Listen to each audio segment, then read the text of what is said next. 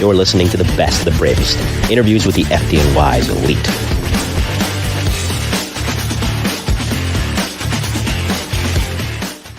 Tonight's guest was on Getting Salty a number of years ago, and I thought to myself, I'd really love to have him on my show someday. It took a while, but thanks to Kevin Kubler who put us in touch. He's here. Welcome back, ladies and gentlemen, to episode 298 of the Mike the New Haven podcast. It's going to be a good one. Like I said, I'm very excited about it. If you haven't checked out the previous episode, 297, that was with Stan Ryback. Stan was, of course, a longtime member of the FDNY's hazmat unit over in Queens.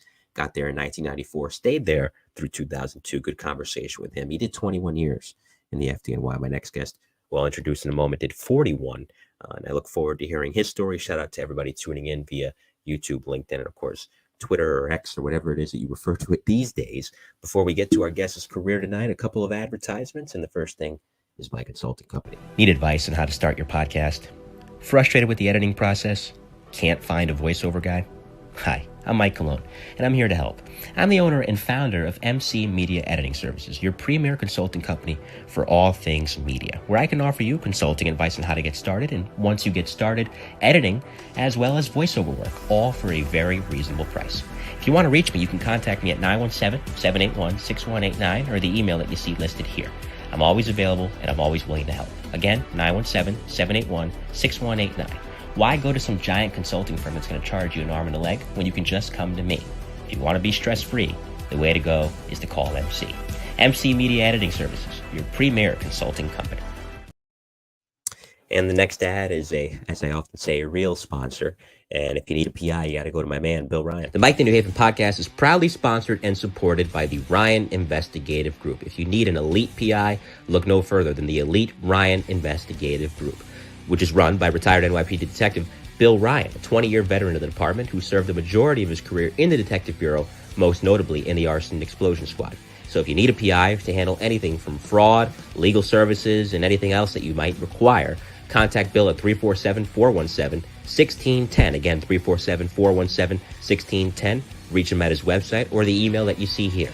Again, if you need a PI, look no further than Bill Ryan and the Ryan Investigative Group, a proud supporter and sponsor of the Mike the New Haven podcast. Bill's been on the show numerous times. Great guy. All right, my next guest laid it all on the line for 41 years in the FDNY. He joined in 1977. He was a truckie for the majority of his time out in the field. Did some time in a battalion, of course, in an engine company too. And he also spent nearly 20 years in the Department's Rescue Battalion.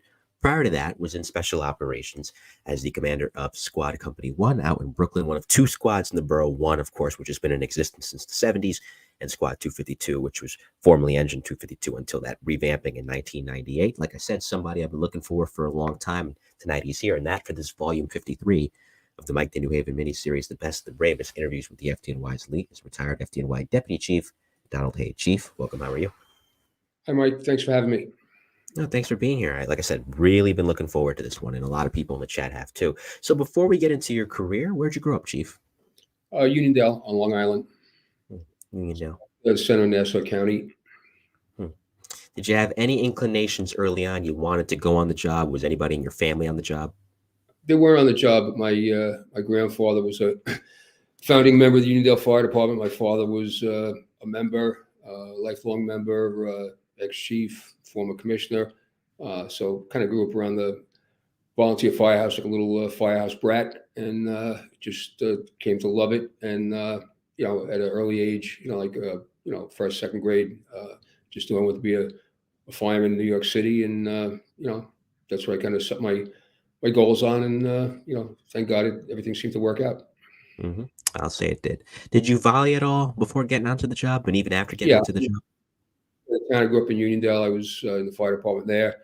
Then when I went and bought a house on my own, I was in Elmont, Long Island for 2 or 3 years, and then got married and moved to my present house in Baldwin, and have been a member of the Baldwin Fire Department for 40 years.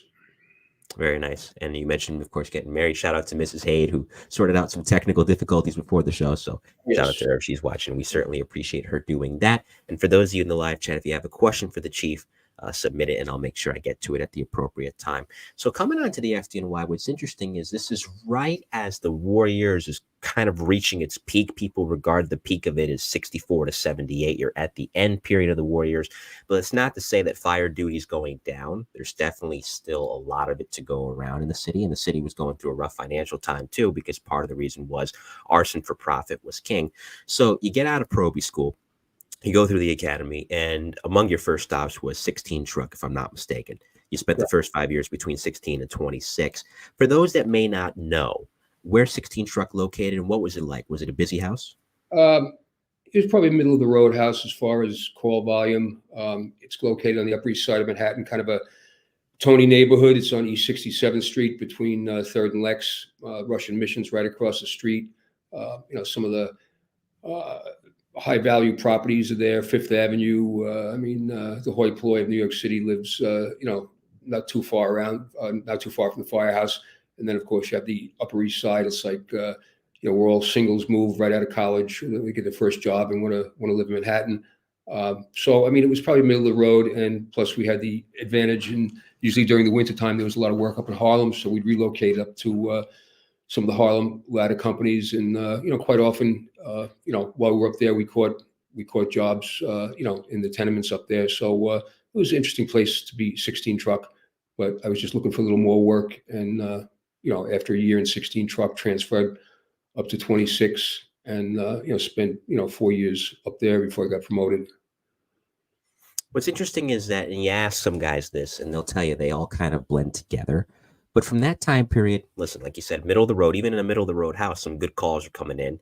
And I'm sure, of course, some more calls came in once you got over 26. And as you said, you wanted a little bit more. But from that first 5-year period prior to making lieutenant in 82, tell me, is there a job, even if it's not a fire, an MVA, a collapse of some sort, that sticks out as really a first major job that you went to? I think after a while, it becomes a blur. I think, you remember your first fire when I was in 16 Truck. It was like 2 blocks from the Firehouse on 3rd Avenue. It was in the afternoon. It was the basement of a dress shop.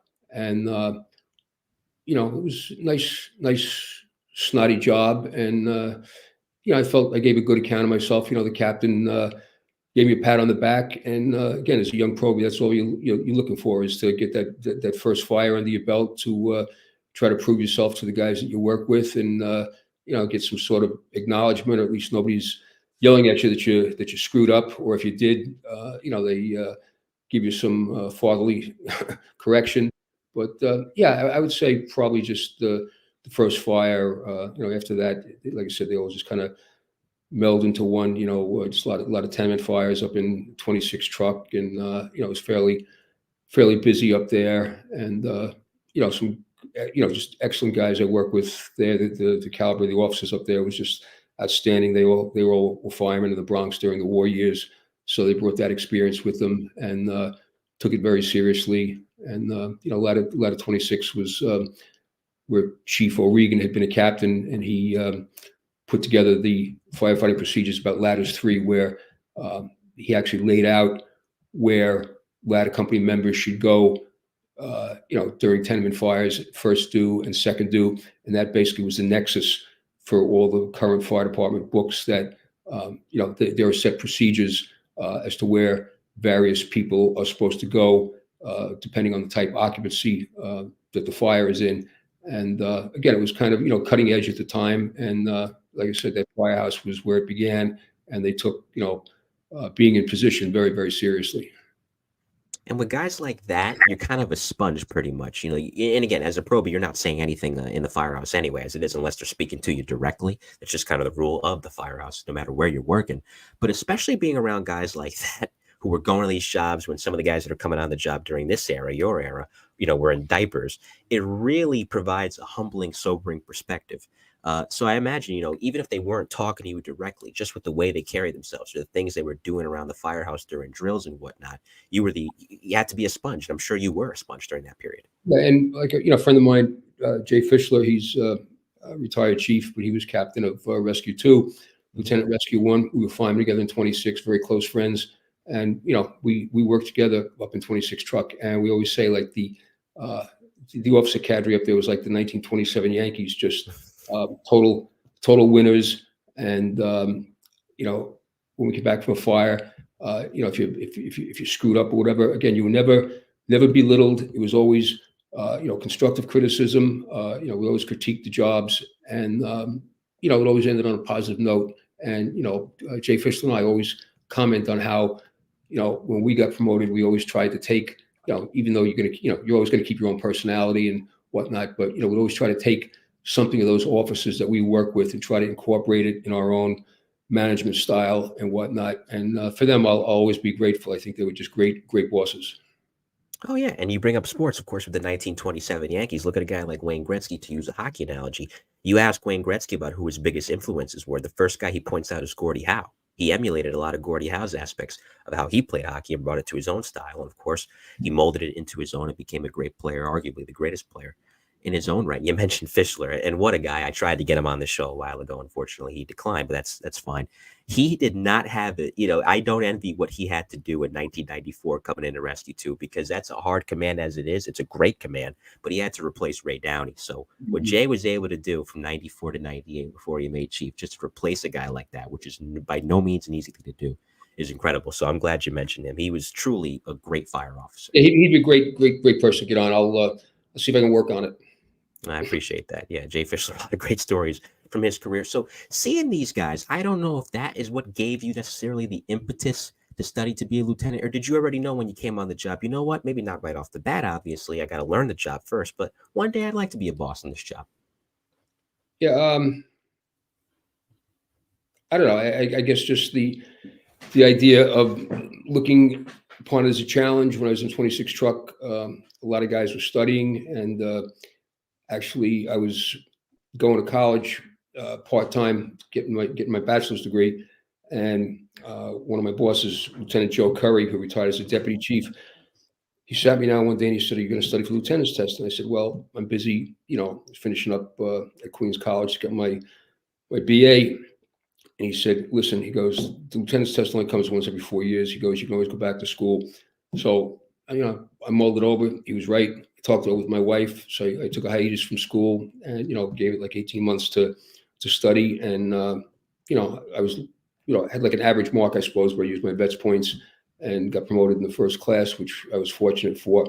But, you know, for him, I'll always be, again, grateful for that advice. He was 100% right. I mean, if you don't take that test when it comes along, you know, you're going to have to wait, you know, another 4 years, where basically, you know, if you stop going to school, it's only a semester you're losing. So, you know, it all worked out. Got promoted and, you know, resumed, you know, classes at Queens College and got my degree, and, you know, lived happily ever after. Of course, yeah, no, it paved the way for what would be a great chapter in your career, just strictly as a fire officer. What's interesting is here you are as a lieutenant with 5 years on the job. And you can go, and granted, you're not assigned to a firehouse right away. You're learning the job for a while. You went out to the 4-1 Battalion for a little bit. But even then, as a UFO, as covering officer, you know, you're marching into a house as a new lieutenant where there's guys on the job with 20, 25 years, 30 years on the job who've been there, done that, just about seen it all and done it all on the job. And you're the guy that has to lead them.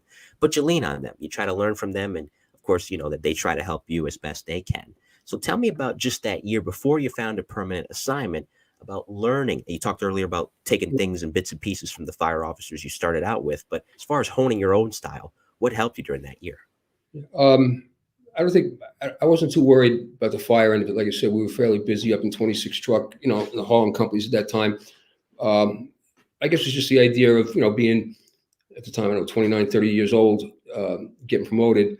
And you'd walk into a firehouse, and, you know, when you did the riding list, you always went upstairs and you looked at guys, you know, age and time on the job. And I'll never forget, I was covering engine 219 downtown Brooklyn, and the guy driving me came on the job 3 months before I was born. And, you know, that's kind of humbling. But again, you know, the quality of the guy is important. I mean, he was a real gentleman, you know, made me feel at ease. And I think anytime, you know, you come onto a new scene, you know, as a boss or a supervisor someplace, you come in, you know, granted, you're the boss, but you come in with a certain amount of humility and get the lay of the land before you start, you know, changing things or, you know, talking a bit too much. Just find out who's who, who are the key players, who are the senior guys, make your own, again, you have to make observations, what's good about the place, what's bad about the place. But again, as a covering officer, you're not going to make any, policy changes. You're just there to run the tour and make sure everybody, goes home. But yeah, I mean, I think I was fortunate. I didn't run across any guys that were problematic. And I think the fact when they always ask, the standard question is, where are you from? And they're not talking, where do you live or where'd you grow up? They want to know where you worked. And I think coming from 26 Truck, it's a well-known company, and it had a good reputation. So I think coming in with a little bit of a pedigree from a good company held me in good stead. Of course, they look at that and they say, "Oh, okay."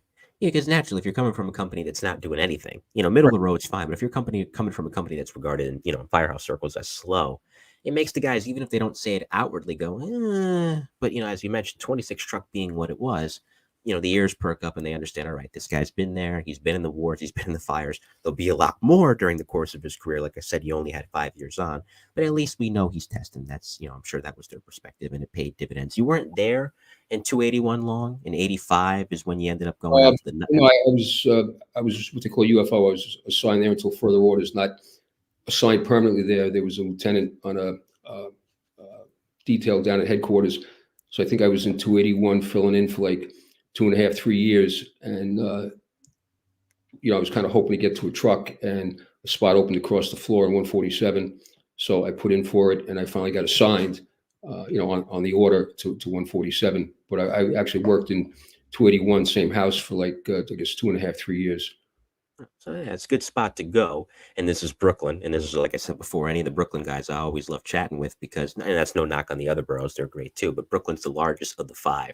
So there are certain boxes and certain places that you can go to and have your fill of work. It gets the most fires, at least back then it did, out of any of the 5 boroughs. And here you are as a lieutenant. I mean, that's kind of a sweet spot as a fire officer.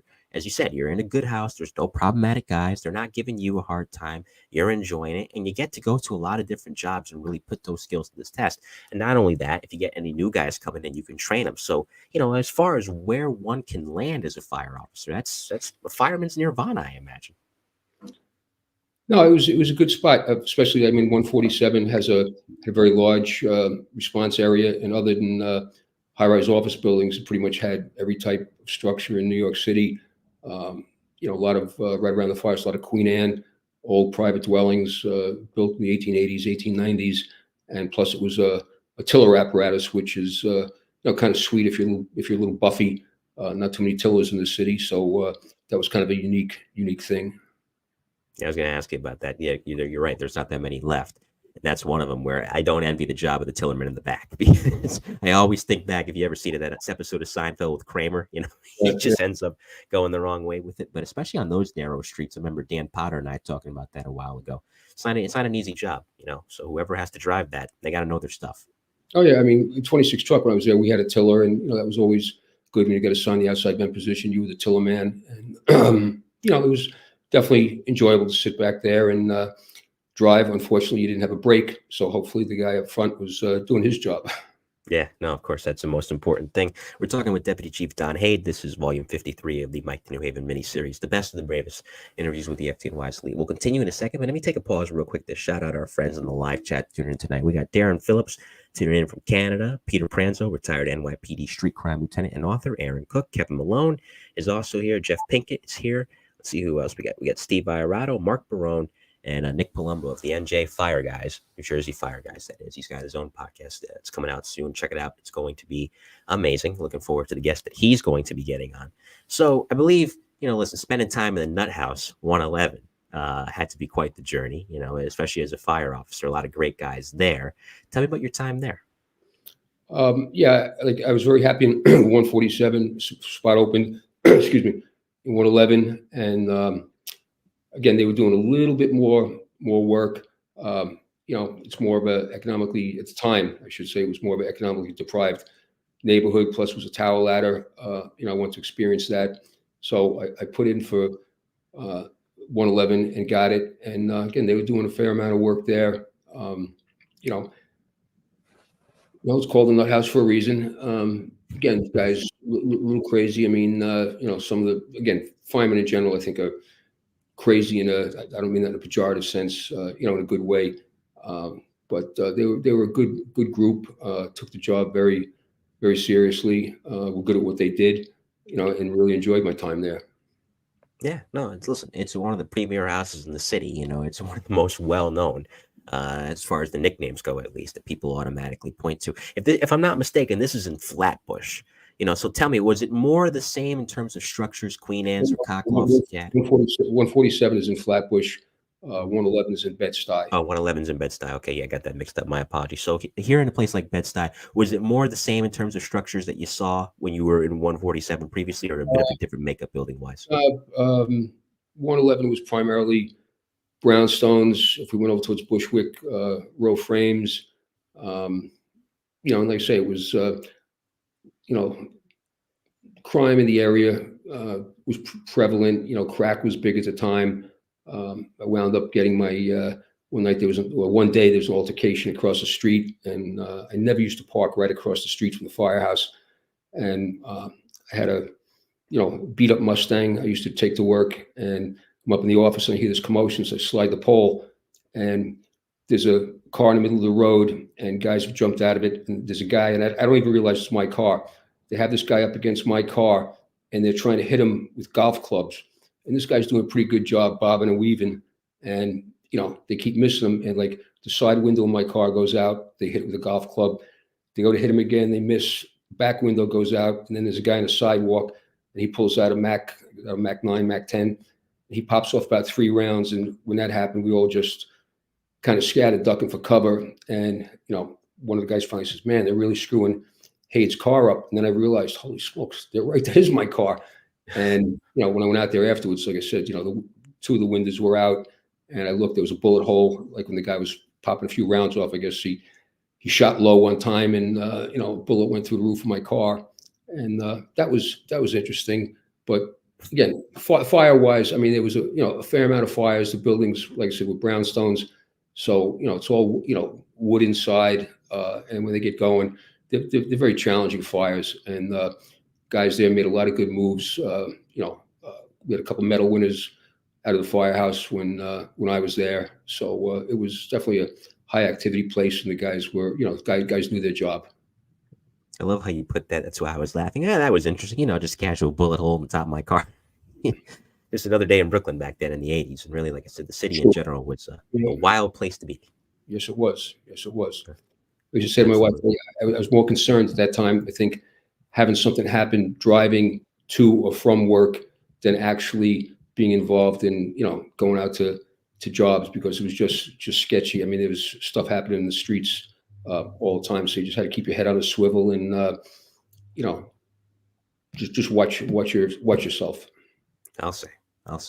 Naturally, as a fire officer, getting back to your career, there's situations where you're the guy that, the people are leaning on at a certain fire. Of course, you have a captain there, but let's say, a captain isn't there, and it's you specifically if they're going to for information, especially if you're a first due company pulling up to the scene.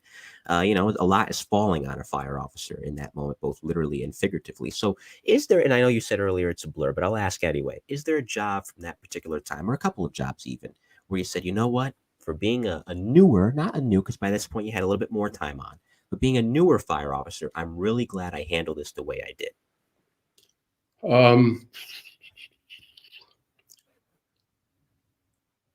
Again, I think the guys were trained enough. You didn't have to really give any orders per se. Like I said, with the positioning, the way New York City is set up, rarely does a officer arriving first or second due have to give any orders. I mean, it's pretty much predetermined. Later on we get into it. When I was covering as a captain in the rescues, there's a story I'll bring out. But most of the fires in 111, they were challenging. I'll never use the word routine. They were certainly challenging, and some bigger and more loss of life, at some than others. But by and large, nothing really stands out. I mean, there were times we pulled up, people were hanging out the windows, and jumping out windows or, flying down the stairs and stuff. It was kind of, bedlam. But again, you have to stay focused, where your position is. And, if you have 6 guys pulling up on a truck and everybody's losing their head because of all this chaos, that's why we have positions to go to, because things aren't going to get any better unless you cover these positions and just, act professional. And again, I think that's what the fire service should. That's a watchword to go by. It doesn't matter whether you're volunteer or paid. Professionalism is the way you do your job. You have to be well trained. You have to know your job. It's like if you're, gonna get on a plane to go on vacation. I mean, you want to make sure that pilot is well trained. You don't want some guy who says, well, yeah, I read a book. I think I know how to do this, or I'm doing it for a hobby, or doesn't take it seriously. I mean, you have, a number of lives in your hand as a pilot. Same thing, in the fire department, you have the lives of the guys you work with, your own life, and most importantly, the lives of the people that you're there to help. Oh, of course. And if you're and I love that you brought that up, because, if you're in a company, as you had the honor of being in quite a few different companies during your career, where the guys know what to do. And as you said, not only know what to do, because it's one thing to know what to do, but there's a lot of people that work jobs where they know exactly what to do, but they do it, kind of with half the effort because they're not really invested in it. That wasn't the problem here in the FDNY. Obviously, not only do you have guys that are well trained, but they know what to do and they love to do it and they look forward to doing it. So as a fire officer, it's, it makes one's job a heck of a lot easier. And I think back to Phil Ruvolo, where, Bob Gallione told me this when he was on a while ago, when Ruvolo wasn't too. He would just give hand signals because he knew, all right, they know what to do. We've been through this a million times. Just get off the rig, give a hand signal, guys, have at it.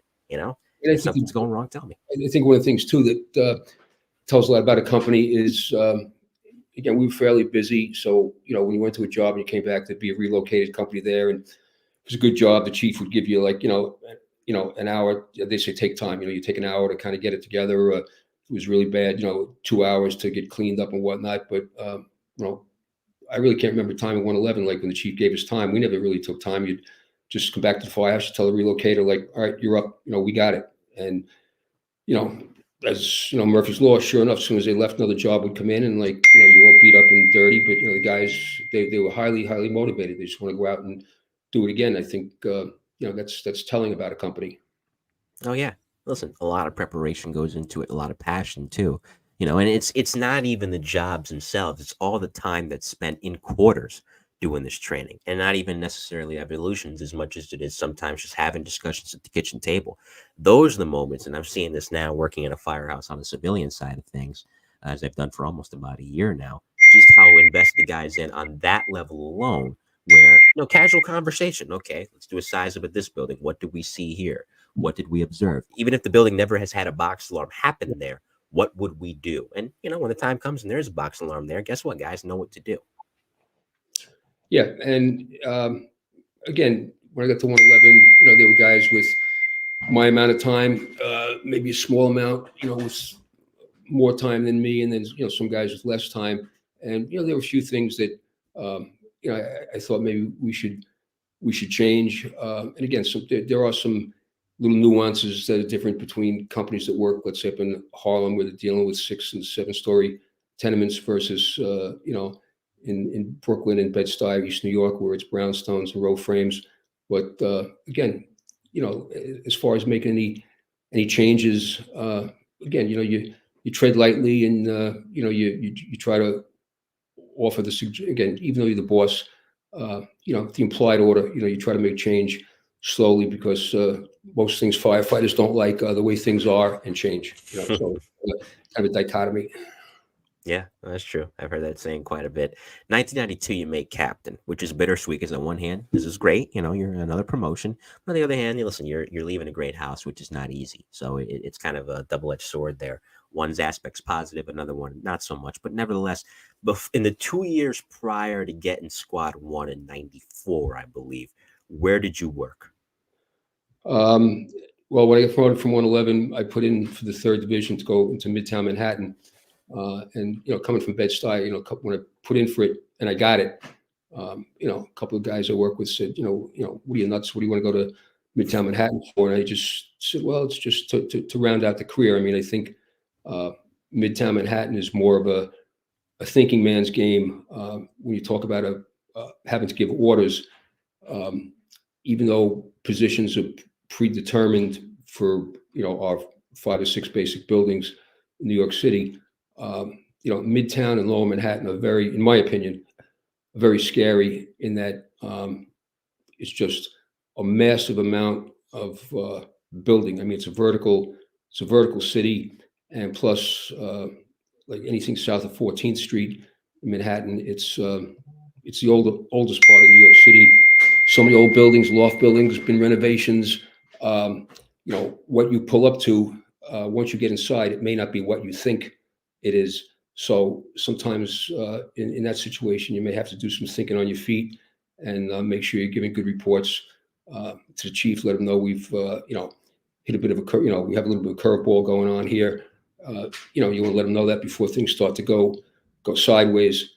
And I just wanted to experience that. So I covered Midtown for a while, and then I put in for special operations, and finally Chief Downey gave the nod to come in and cover in special operations. So I came into SOC as a covering captain, and at that time there were only the 5 rescues in one squad. So they had what they called the 18R group, and it was really a great schedule. You do like your first day tour in Rescue 1, your second day tour in Rescue 2, your night tour in Rescue 3, next night tour in Rescue 4, and then start again in Rescue 5 to Squad 1, and it just rotated. So you got to go to all the special operations units, throughout the city, and see the guys. And you went from, like I said, Manhattan, Brooklyn, Bronx, Staten Island. So you got to see the whole city over the course of covering.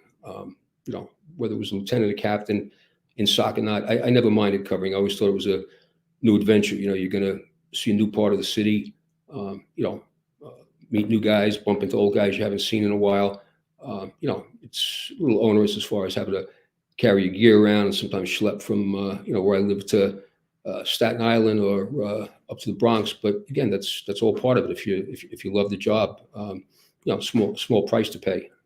It was a great experience.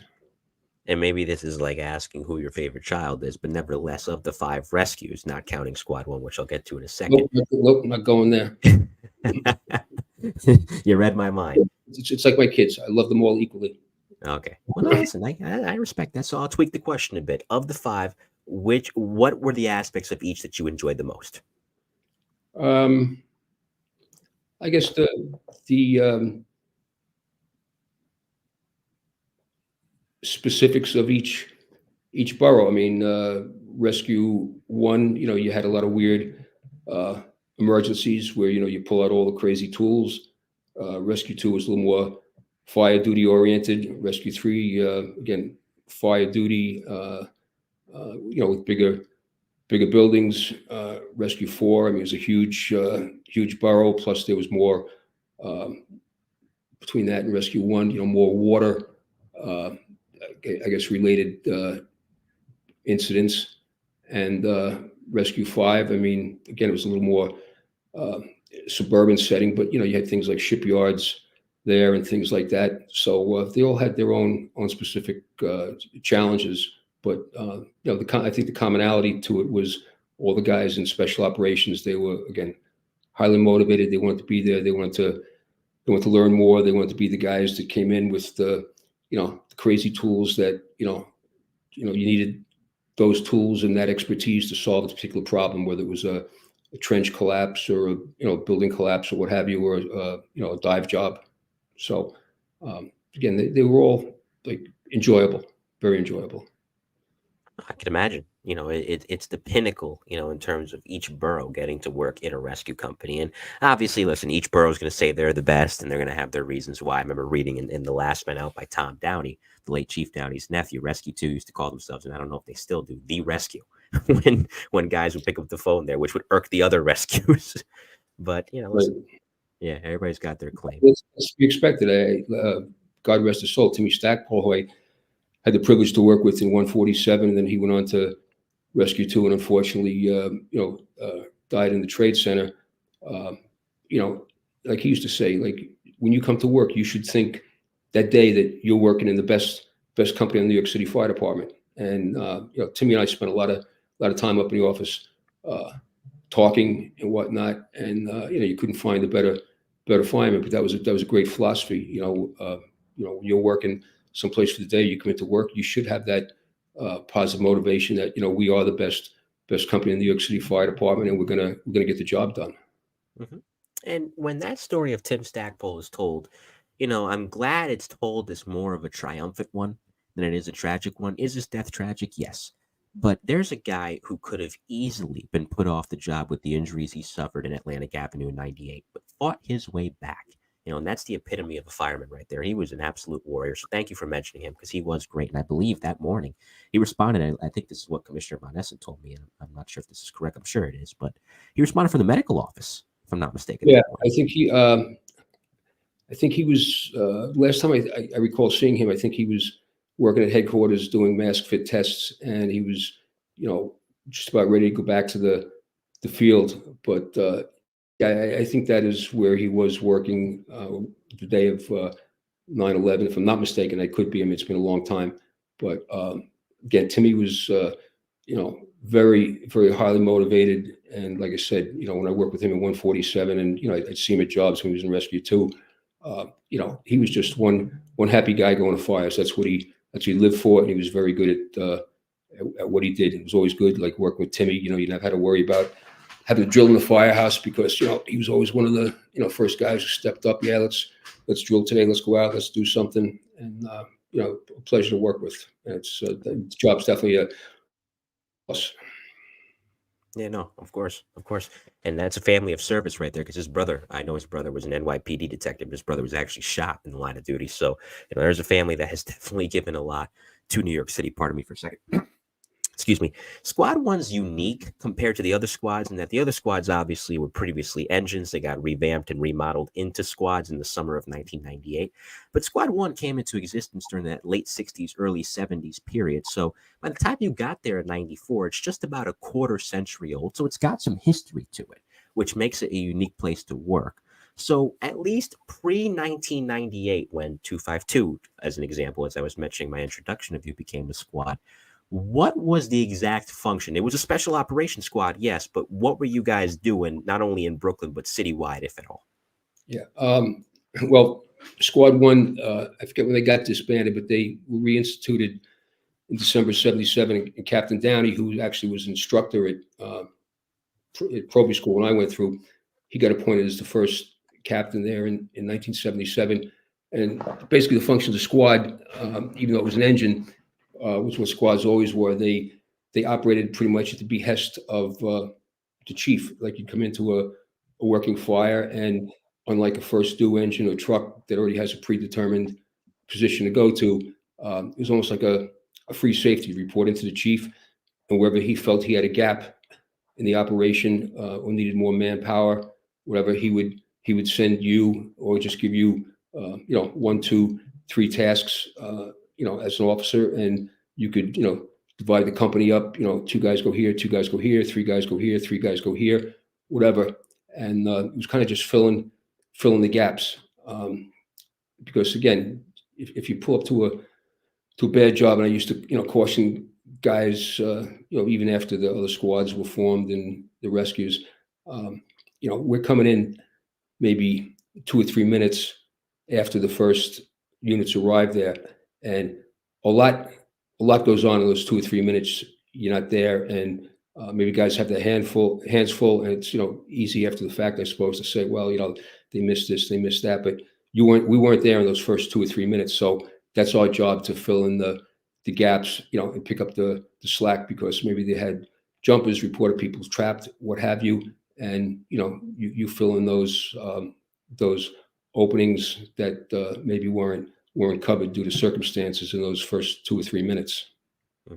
And you had the second piece there too, which was also a big help. In addition to the rig, that second piece, I imagine, came in quite handy, especially when you had hazmat jobs. Yeah, that was again, it was kind of like a backup for hazmat. It was known then as a technical response vehicle. We had Stanley hydraulic system on there, and trench panels and things like that. So like we used to get ribbed from rescue. It was rescue. Rescue was a varsity and squad was a JV, which again is all good-natured kidding and whatnot. But as the Special Operations Command evolved, not pretty much everybody from the squads and rescues went through rescue school, had to take the same training for high angle training, trench collapse, things of that nature, building collapse, shoring. So everybody was trained pretty much to the same degree in the technical aspects of special operations. The comparison may sound silly on its face, but when you think about it, there's actually a lot of validity to it. The squads are kind of the fire department version of the Transformers, right? For anybody that's familiar with those movies, they're robots that transform back and forth from cars and vice versa. If you look at the squads, here's a company that can function as a first due engine in its given assigned area. Outside of that, can function as a truck, and outside of an immediate area, if it's a citywide emergency of any sort of merit, a 1060 or 1075, what have you, they can function as that squad. So you're getting three services essentially in one, where it's a mini rescue, a mini truck, and obviously at heart, an engine company. So no matter what it is, they're adept at it. And it really was. And it wasn't just one person's idea. Commissioner Fian had a hand in it. Of course, so did Commissioner Von Essen, Chief Downey, obviously. But they blended together to create something that a quarter century later is paying so much dividends for the FDNY. Correct. Yeah, it's. I think they got a very big bang for their buck with the squads, and you nailed it there. It was you could do engine work, truck work, and the once a blue moon thing where hazmat was tied up doing something. We didn't have the mothership. We could also handle hazmat incidents. So to a certain degree. So yeah, they did get a big bang for their buck. Once the other squads came around in 90, I know you were covered in the rescues. Did you get an opportunity to cover in the other squads, especially 252, given it's right in your backyard?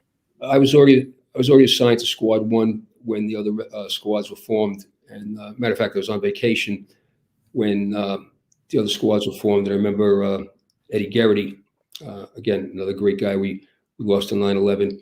At the time, he was executive to the commissioner.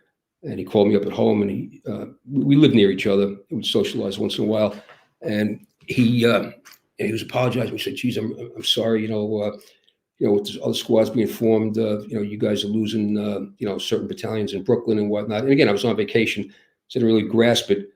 And when I got to work, it was kind of a hard pill for the guys to swallow. We pretty much had most all of Brooklyn, and then we lost about half of what had. So there was a lot of grumbling, and morale was low for a while. And again, when I saw the big picture, I mean, I wasn't happy about it. Wasn't kicking my heels up, but that's the way it goes. We're a quasi-military organization, and you just sat the guys down and said, "Look, we can't worry about what was. This is the way it is.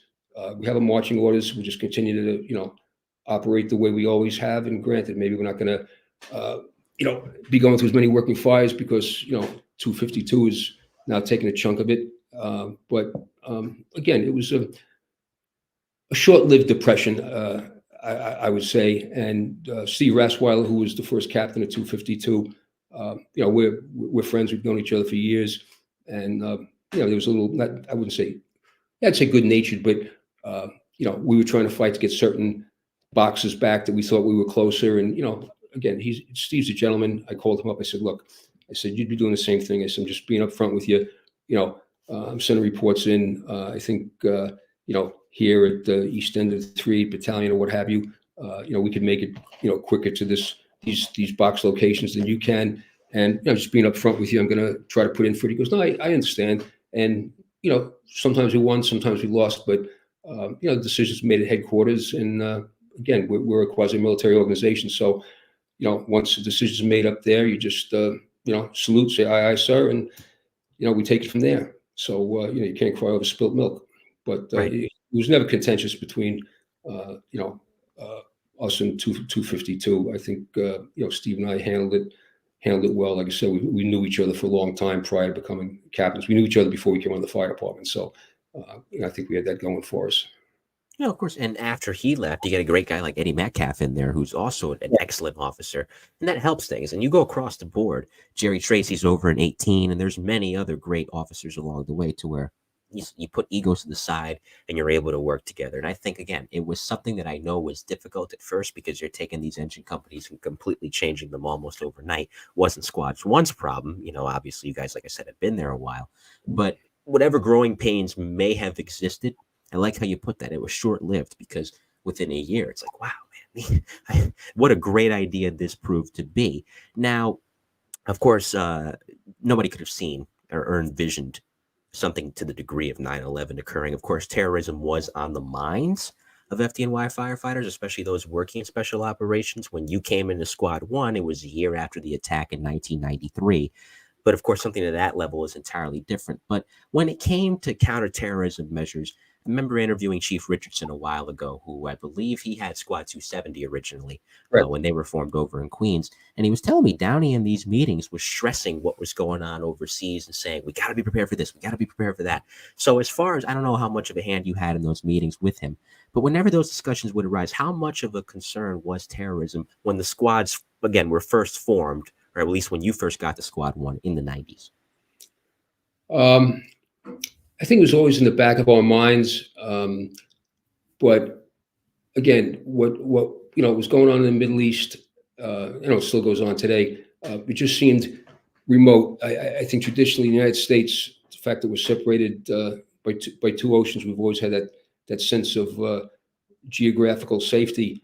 And this may sound like I'm full of it, but this is the God's honest truth. Right after the bombing in 92, 93 at the Trade Center?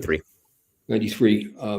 We were having a hazmat class, and I was in the class with two guys from Squad 1, Timmy Rogers being one of them, senior guy. And I remember on a break, and again, that 93 bombing was tragic. People lost their lives, and Kevin Shea fell down the hole and all the rest of it. But I remember, we were joking. We were going like, look at these terrorists. They thought they were going to, set a bomb off the bottom of the Trade Center and that it was going to topple over.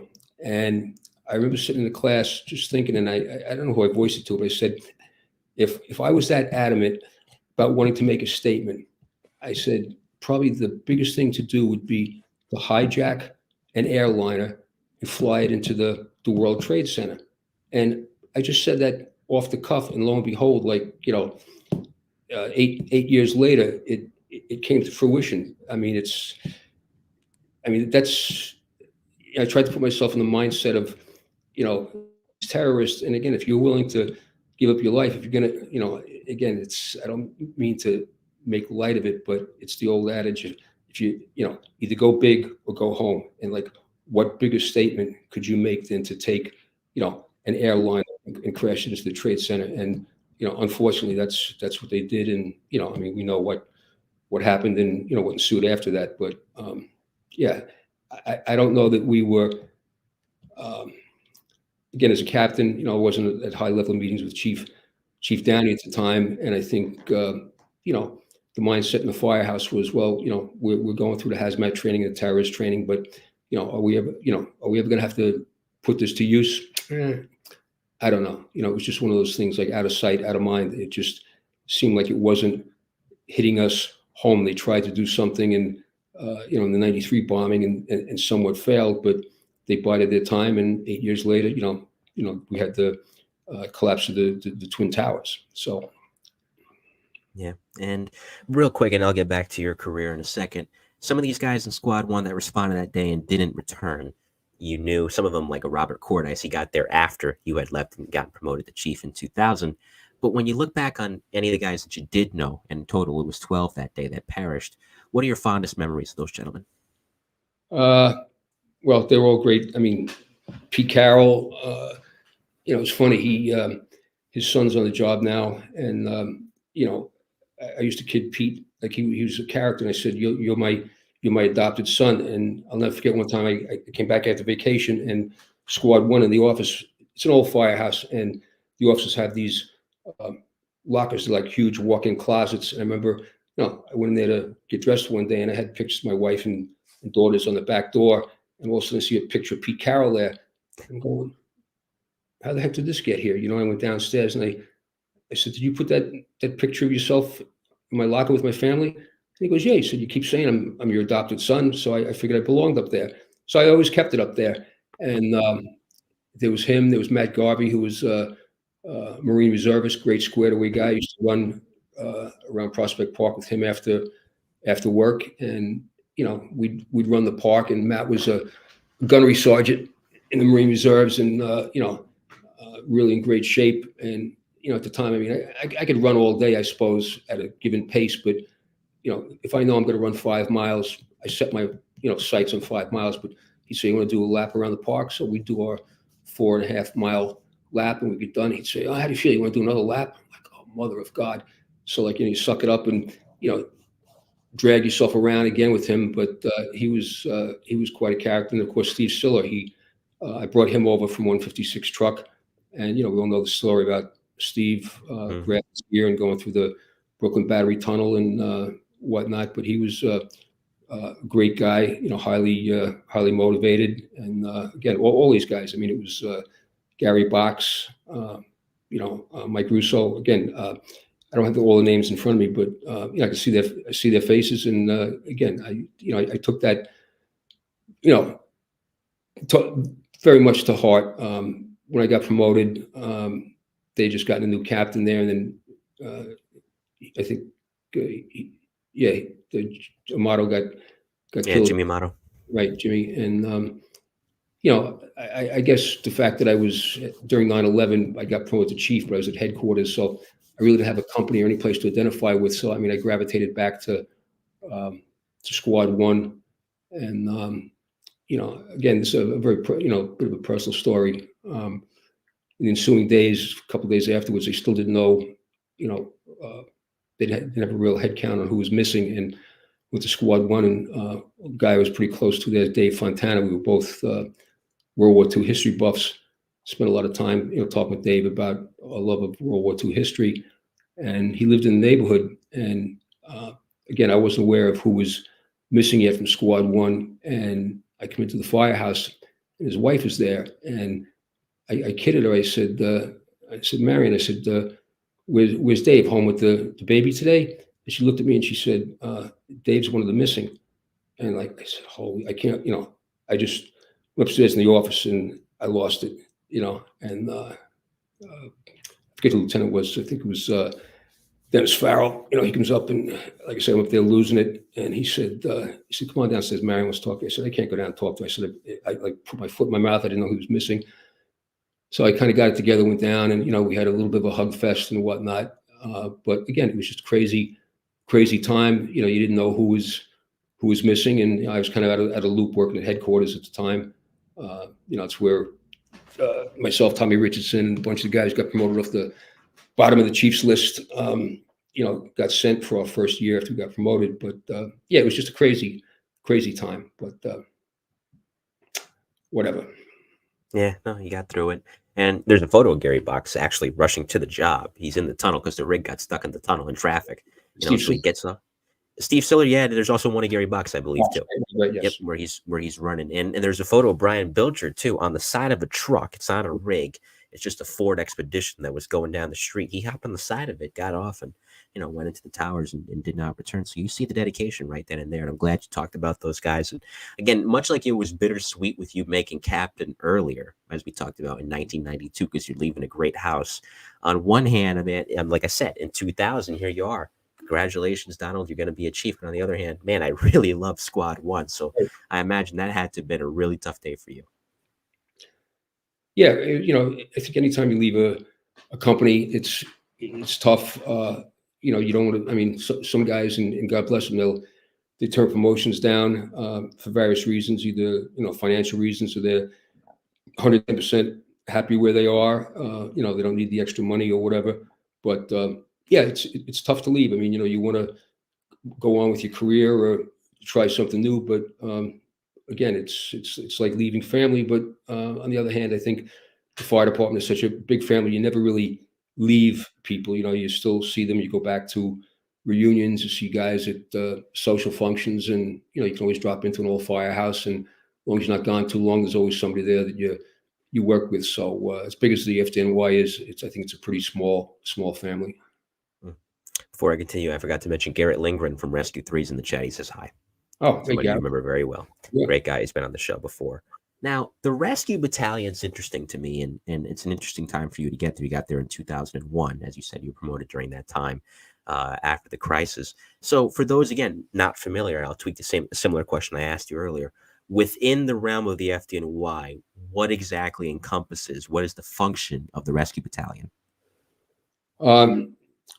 Again, good question. If it's if there's a technical rescue, you're kind of going in there. You're wearing two hats. You're kind of there to, being that you have the training. You're kind of there to, when I say supervise. Again, I don't recall having to ever really give any orders per se when we were at a technical operation. Again, the guys are well trained. You're just there as another set of eyes and ears, and then you're also like acting as a liaison with the incident commander. Again, he hasn't had all this training, and he may be faced with a weird situation, a trench cave-in or whatever that he's never dealt with before. So you're pulling up, you're making sure that the squads and rescues are doing what they have to do, getting trench panels in there and shoring up the hole or whatever. And then you're also liaising with the incident commander and telling them, all right, this is what we have the capabilities of doing, and this is what we're going to do. Again, not that you're telling the incident commander what we're going to do, but you're apprising him. And I mean, he could always say, no, you're not going to do that. Or if he doesn't have a high comfort level, you're there to kind of like stroke him a little bit and say, look, this is what the guys do. This is what they're trained in. We have the equipment, and we're going to do it safely and mitigate this incident. And you kind of raise his comfort level. So it's kind of I would say the Rescue Battalion is kind of wearing two hats. You're supervising the squads and the rescues, and you're also coordinating with the incident commander, apprising him of what's going on, so that he's comfortable with the situation. Because again, at the end of the day, he's the one who's signing the fire report or left holding the bag, so to speak. And I imagine that even though it was a demanding job, like we talked about throughout the episode tonight, there's so many great guys working in these companies, and responsible guys, from the firefighters right up to the fire officers, that I imagine had to take a gigantic load off of you in the Rescue Battalion, to where like, all right, listen, I'm here in a support role. I'm not going to step on the guy's toes, but I know he's got it. If he needs something, I'm here. But for the most part, I know he's got this under control, and his men have this under control. Yeah, I think my experience in Rescue Battalion is all squads and rescues. You have highly motivated people. They want to be there. They've jumped through hoops to get there. You also have a lot of alpha males. I've never found any time where I've had to push guys. If anything, sometimes you've had to pull the reins in and say, no, we're stop at this point, or it's a no-win situation, or enough is enough. Where like a dive job. Can we put like a third dive in the water? No, we've hit that, golden hour. We haven't found the victim yet. We're done. So I think if anything, it's also, you were there to pull the reins in to make sure that guys didn't overextend themselves. Of course. Now, there's incidents early on that may have tested you in terms of being in the Rescue Battalion. Not that you hadn't seen these things before, but a lot of people, it wasn't until Chief Norman posted this on his Instagram the other day that I remembered. I'm like, well, okay. April 2002, right off the rip, there's an explosion in Manhattan not too long after 9/11. It's a major incident. You get the blackout in 2003. There's Black Sunday in 2005. We get Hurricane Sandy years down the road in 2012. Now, I don't know if you were at any of these incidents, but at these large-scale incidents where so much is going on and it's easy to get lost in the shuffle because guys are going back and forth and they're operating at a breakneck pace, what was the key for you to balance between getting the information you needed from the squad commanders or rescue commanders or any incident commander on the scene, making sure that you got that valuable information, making sure you were there to provide equipment needed if necessary, but like we've talked about, making sure also that you weren't making their job harder and making sure you gave them the space they needed to operate? Yeah. Again, that question covers a pretty broad spectrum. I think a lot of these incidents, especially when it comes to building collapse,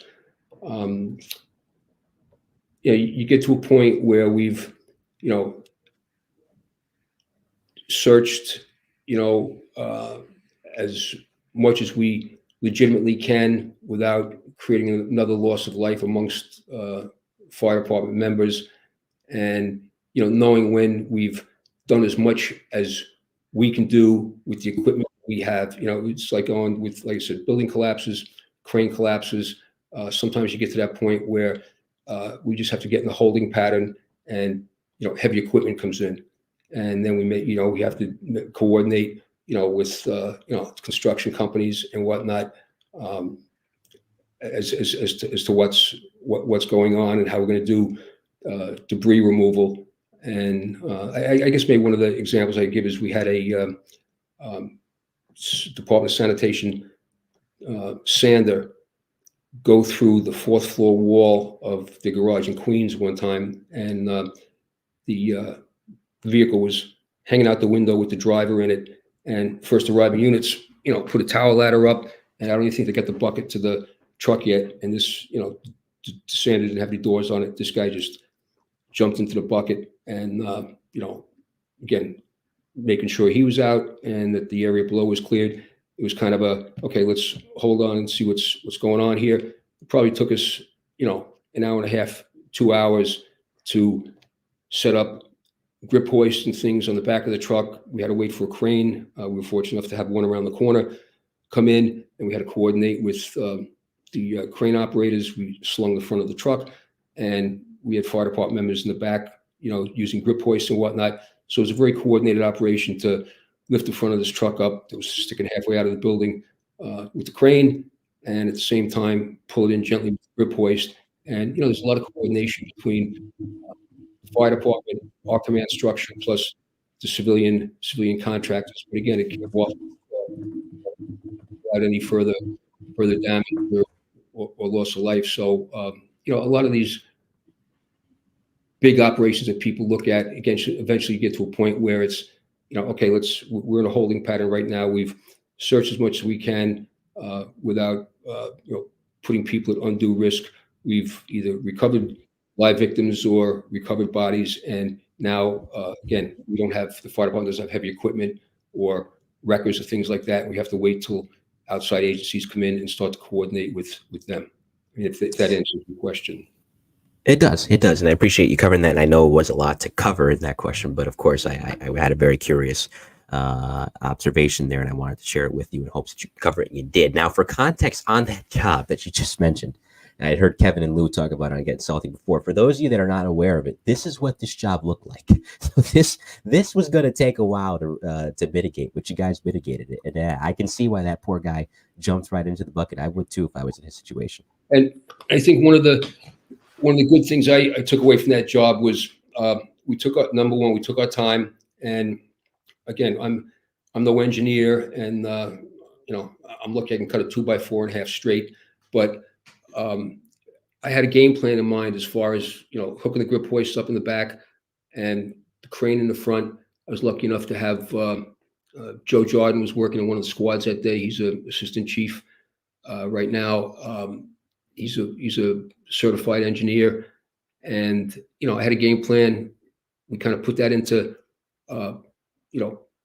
action. But before we actually did any of the movement, all the guys that were up on the floor, from firemen on up, I got them in a half circle, and I said, "This is what I plan on doing." Blah blah blah. Laid it out. I said, "Does anybody have anything to add or see any holes in the plan?"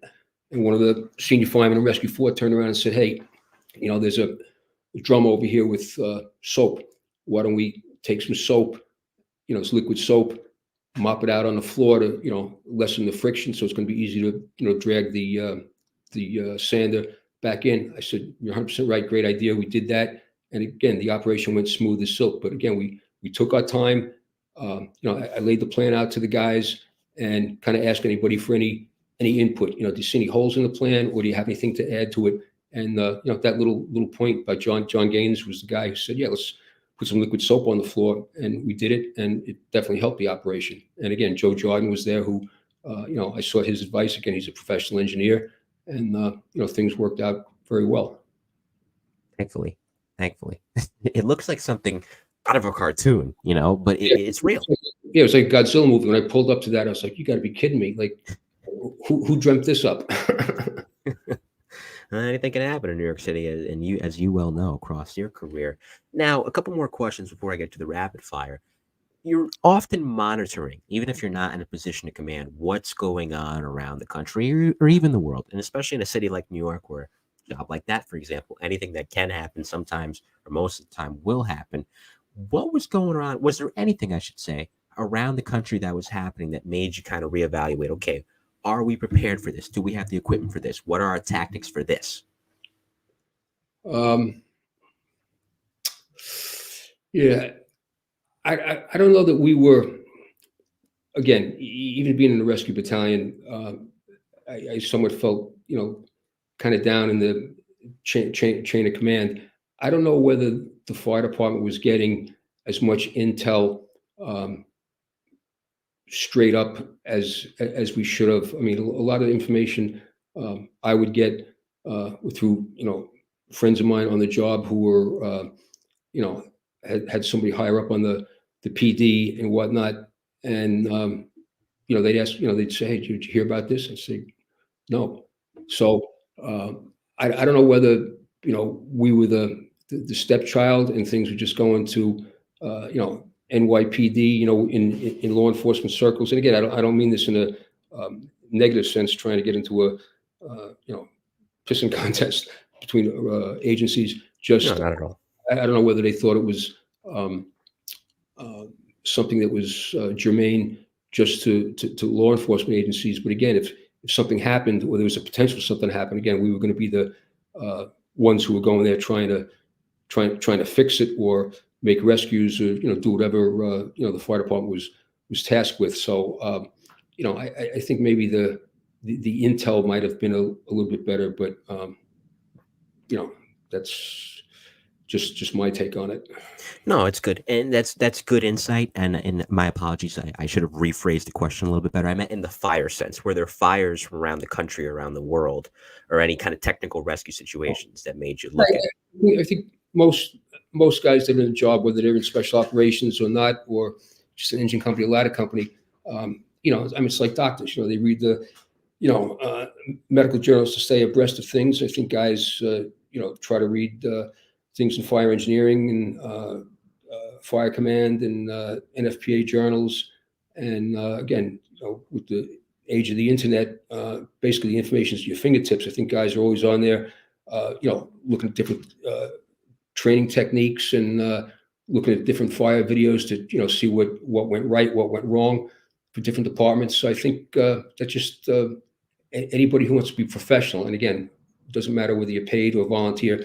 I think if you want to be professional, you try to stay abreast of things, on your own, so that when you do get to a situation, you kind of shine and you do your job well. Mm-hmm. Especially now, there's really no excuse because, especially with apps being available, you go on social media, there's pages dedicated to monitoring box alarms in your given area, and you could buff the scanner. So, in YouTube, there's whole channels dedicated to fire response and emergency rescue, to where if you're not staying abreast of these things, you're just not into the job. You just don't care. You're in your own little world. Right. And I mean, nowadays, I think it's so easy to, you can always go outside and do a hands-on drill, but if the weather's inclement or whatever reason, or guys want to learn more, it's just like you nailed it. It's just so easy, both literally and figuratively. The information is at your fingertips. Mm-hmm. Go ahead. No, my apologies. Go ahead. No, I was just saying, and I mean, most firehouses have the ability. They have the kiosks, so you can get on there and you have access to worldwide information. So shame on you if you're not abreast of what's going on. Mm-hmm. No matter where you're working. I think another takeaway would be Frank Brannigan, who wrote one of the books that we all study, building collapse, building construction for the fire service. I was fortunate enough to attend one of the seminars he did when he was still alive. And he used to say, to be forewarned is to be forearmed, and that's true. I mean, again, firefighters in general, they talk about, new equipment. It all boils down to training. You have to be well trained, and when you get right down to it, I think most firefighters would be hard pressed to name 10 things that have revolutionized the fire service since the 1800s. There's not really more than 10. So it's still pretty much the same job. Just you have to be well trained. No fire behavior, keep your head on a swivel, building construction, things of that nature. Mm-hmm. Yeah. Well, here's one change. Horses are not dragging the men to these jobs anymore. And Yeah. there's one obvious change. That's one. That's what we can point out. No, it's true. And I remember Paul hashing and mentioning this about Terry Hatton, both on this show and the documentary Still Riding. And I love this. And this is why he was such a great fire officer. Terry would read the economics and real estate section of the New York Times, not to see what the stocks were doing, but to see how it was affecting infrastructure, and the potential for hazards that might face the New York City Fire Department, or that might impact the New York City Fire Department in some way, shape, or form. So he was always ahead of the curve on that. He stayed up to speed on that. And it may seem like a small detail, but it pays off in the grandest of spades. When a job comes in and you remember, oh yeah, I read this, they have this here, they were doing this. Oh, this is under construction. I believe we have to look out for this. And again, as we talked about throughout the show, you don't have to be a fire officer to look at these things. You can be a rookie firefighter. You could be a firefighter with 25, 30 years on the job. Just stay into it, stay informed, because staying informed ultimately can be the difference between life and death. And I forget who said this, but I love the quote as well, which is, you can never learn enough about a job that can kill you. Right. And I think, I've always felt this way, but Vinnie Dunn, who's was great fire officer. He's published. He's known worldwide. He freely admits when he came on the fire department, late 50s, early 60s, and I'd say probably even up until when I get on, New York, FDNY, and at the time I think was very myopic in that they really didn't look, beyond the confines of New York City. Since the 1980s, I think we've certainly opened ourselves up to outside influences and training and different techniques and equipment. It's definitely a positive thing. Fire is fire. It's a physical entity. So I think we've made great strides in opening ourselves up to outside influences. I think a lot of the world, although at least the United States, still follows what we do sometimes as far as tactics and tools and whatnot. But again, it's a symbiotic relationship. It's a two-way street. We teach guys and we also learn from other guys. Mm-hmm. Oh yeah, it's a constant give and take, and that's what the fire service is all about. Before the rapid fire, the final question focusing on your career specifically, 2018, another bittersweet moment. It's the end of a great career, 41 years of your life, But at the end of the day, it's still tough to walk away from the job. I don't know if you aged out, or I don't know if you just decided, it was time to go. But either way, when you look back at 40 years, and I'm just trying to live 40 years, when you look back at 40 years of your fire service career, if you had to define it in a sentence, what would that sentence be? A gift. A gift. Simple. Yeah, a gift. If I had to do it all over again, I would take the same career path. I'd still be a New York City fireman. It was a dream come true when I got appointed. So I would just say a gift. Yeah. Vinnie Dunn, both on this show and on Getting Salty. And I think when I interviewed Vinnie Dunn, I only spoke twice, which is just fine by me because he had a lot of great stories to tell. He said he was on a magic carpet ride, during his whole time with the FDNY. And that's really what it is. It's a magic carpet ride. It's a great job. And, this is no knock on the other cities. There's a lot of great places to work in the fire service, but what better place to do it in the city of New York? And that's what you did for 4 decades, and hats off to you. Now, of course, I went easy on you, Chief, the first hour 15. Now it's going to get hard. It's the rapid fire.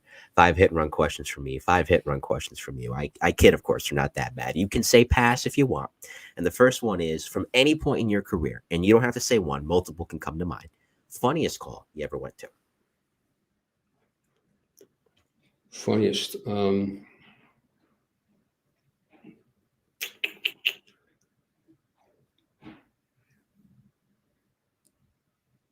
I can't think of a funny one. I've heard some funny stories from other people, but as far as ones that I went to, I don't know. There was a little bit of humor, I guess, in some, but I mean, nothing really to talk about. Yeah, I don't know. You'll pass on that one? Yeah, I'll pass. I'll pass. Yeah, that's fine. Like I said, you can say pass if you want to. Second, most uplifting job you ever responded to?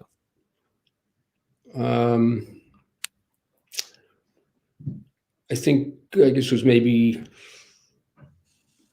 2016, 15, somewhere around there. We had a subway worker trapped in mud. They called it bull's liver at the Second Avenue subway that they were building. And when we got there, this guy was up to his waist and slowly sinking. And I mean, we had ropes around him. He was going under. Guys are trying to dig by hand. We were down there probably, I guess at the end of the day, there were probably 150 firemen. You couldn't walk in this stuff. You kept sinking down to your knees. We had 4x8 sheets of plywood all over the place. I mean, we were using that stuff like loose leaf paper. And finally, a combination of things between the guys just being tenacious, and you never want to use power equipment around people when they're stuck. But, one of the officers actually was Vinny Pickford from Squad 288. He said, look, there's a small machine over here. He said, I can get the operator to, gently start to dig nearby this guy to create like kind of a relief trench for the mud and everything. And Steve Garrity, God rest his soul, he came in from home.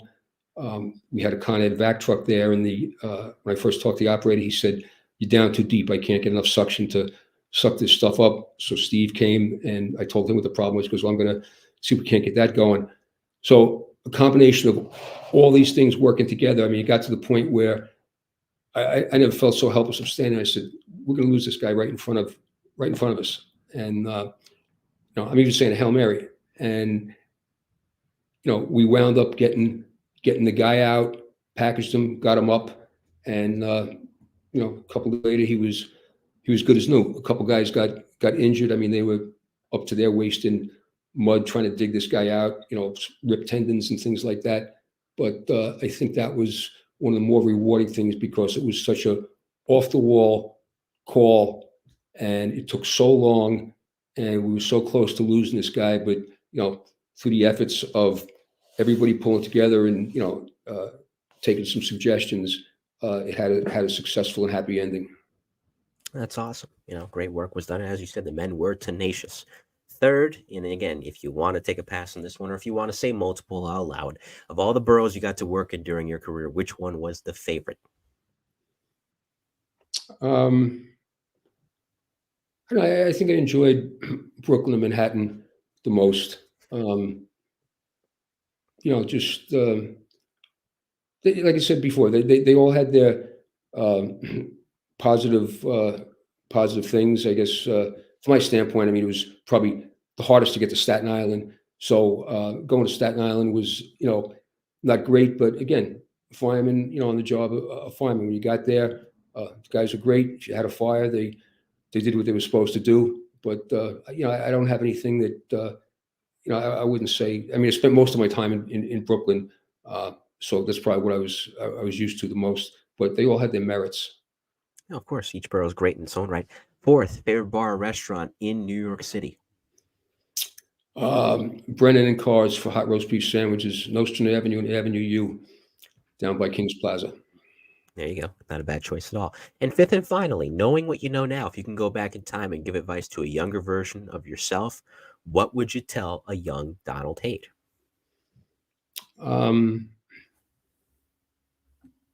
Maybe start out more serious about the job. I think maybe try to stay in better shape. Don't party as much, just take it more serious and maybe take advantage of educational opportunities, early on before you get, married and kids come along and things like that. And and with your time off, enjoy yourself, travel more when you're younger. Yeah, simple advice, Like I said, I think it all worked out quite well for you. Stick around, we'll talk off the air. But before I say goodbye to the audience, it was so nice to tune in tonight. Any shout outs to anyone or anything that you'd like to give, Chief? Oh, just thanks for everybody listening, and for all the guys I work with, thanks for the support. It was great working with you all, and like I said, I'd love to do it all again, but that's not going to happen. So you have the memories, and that's a great thing to have the memories and the stories, which I'm grateful that you shared on the show tonight, Chief. Like I said, this was amazing. Stick around. We'll talk off the air. As always, shout out to everybody that tuned in tonight via YouTube, LinkedIn, or Twitter. I appreciate it. So I won't shout out by name, but I see all of you and I appreciate all of you, and I don't want to miss any of you. So thank you tonight for tuning in. For those that will tune into this later or listen to it on audio. Coming up next on the Mike the New Haven podcast as we complete the March Towards 300, episode 299. We'll see me go back to the news aspect of things. She was on New York One for 25 years, I believe, if not more than that. Long time at New York One. She was one of the originals in the early 90s when they started up, covered everything. And that's Kristen Shaughnessy. She's 1/5 of the Five of Us podcast these days. And she's also a speaker on the TED circuit. So looking forward to hearing her stories. We do have somebody for the 300th episode, but I'm not going to tell you. You're going to have to listen to the end of episode 299 to figure out who that guest is going to be. But it's going to be a good one, if you know what I mean. So in the meantime, on behalf of Chief Don Hayde, I'm Mike Colón. This has been volume 53 of the Best of the Bravest, interviews with the FDNY's elite. We will see you next time. Have a great night, everyone. I'll see you Friday. Stay safe.